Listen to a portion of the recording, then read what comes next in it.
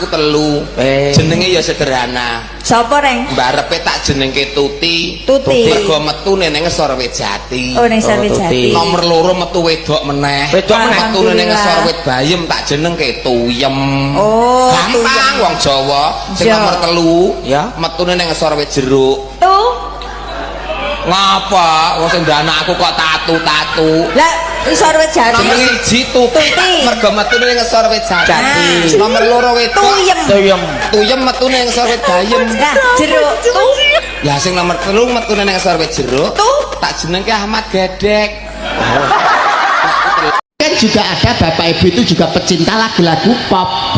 Apa ya iso nek balonku cara pop? Bisa versi pop lama. Siapa kuwi? Ebith G Ade. Ebith G Ade kok ya iso ya? Balonku ada 5 rupa warnanya, hijau, kuning, kelabu, merah, muda dan biru.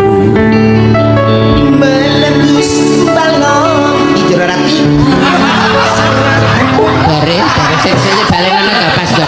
Melebus balon hijau nang lepas gon dore iki lho kok gak jelas iki lho. Pas gon dore. Sing dinteni sakmene iki dore ngono. Kuwi sing dinteni. Malah terus balon iki dore iki dinteni. Pop toh? Iya. Lha ya pop ya ngono. Pacaran karo bojone uang kok duwe cita-cita sakinah mawaddah warohmah. Mbok ngantek Superman mangan Supermi, Ultraman ngombe Ultraflu, ya ora bakal dadi kenyataan. Bener apa ora bolo? Terong diuntir-untir, ya lemes. Bojone uang kok dipikir, ya ngen. Wong lanang seminggu ra dipaculi pasti ndase ngeluh ngisor dhuwur, pasti lepu yang dino-dino. Padha wae karo wong wedok. Wong wedok sawae ra dibanjri padha, guys, padha mumet. Dadi wong lanang karo wong wedok wis sifate padha. Nek ora nafkah batine tercukupi ya wis mumet ngeluh gelisah.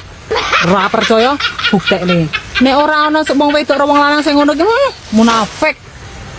Normal toh? Hah?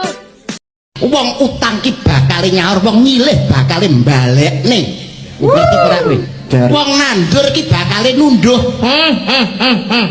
Durung karuan. Wong nandur mesti nunduh, Mas. Ya ora mungkin rong karuan. Kok iso? Dipangan wereng.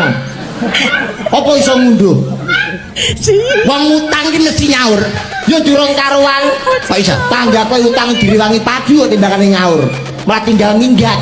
Wong gawe kuwi mesti nganggo. Durung karuan.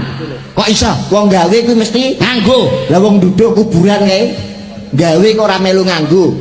Malah sing ra gawe toko-toko terus nggoni. Heeh, ya bener lho.